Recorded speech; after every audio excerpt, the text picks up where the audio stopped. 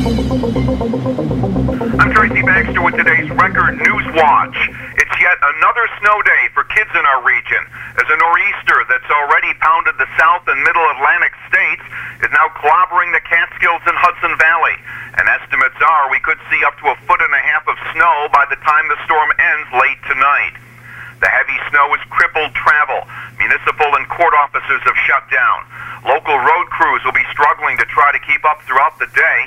Area utility crews are keeping their fingers crossed that the snow and the threat of sleet and freezing rain possibly mixing in won't create any major power outages. There have already been numerous reports of accidents on several of our roadways. Thankfully, our weather will calm down beginning tomorrow morning.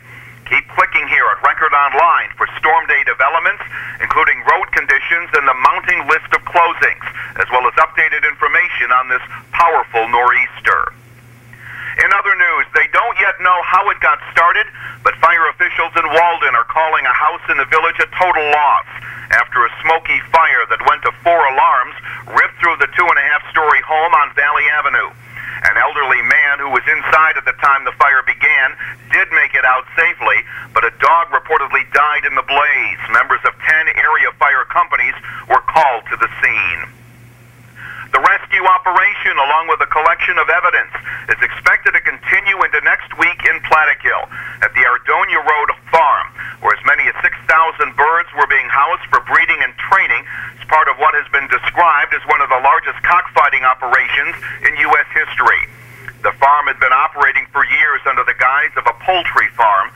The investigation has been labeled Operation Angry Birds, and authorities say they now have the man in charge in custody. 71-year-old Moises Cruz was arrested in the state of Florida. Investigators say Cruz is the president of CMC in Plattekill, the business that had owned the now-closed Plattekill farm. In Sullivan County, bail was set at $50,000 for 36-year-old Jason Sherwood of Woodburn, following his arraignment on charges of second-degree rape and endangering the welfare of a child.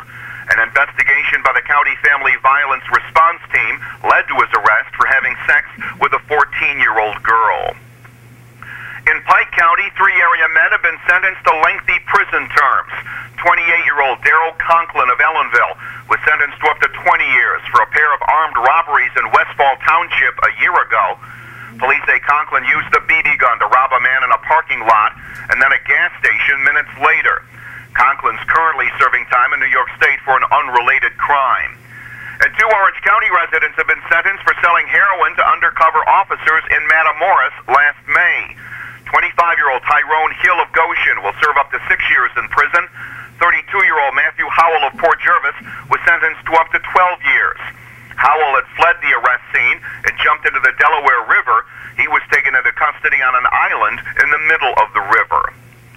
And if you're a lover of the outdoors, Governor Andrew Cuomo says you'll now be able to buy lifetime licenses to fish and hunt in New York State and to visit state parks.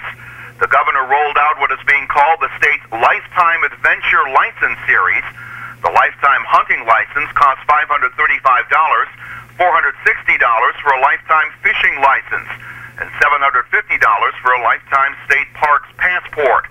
And as part of the promotion, those who buy in get a free outdoor adventure license plate. The 9 different plate designs feature the slogans "I love New York hunting, fishing, and parks."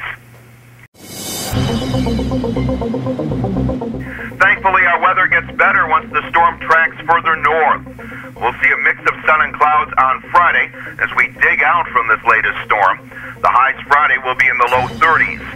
Saturday will be mostly cloudy with a chance of a snow shower or 2. Temperatures will once again top out in the low 30s.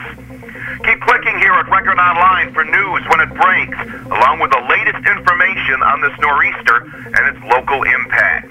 For Record Newswatch, I'm Tracy Baxter.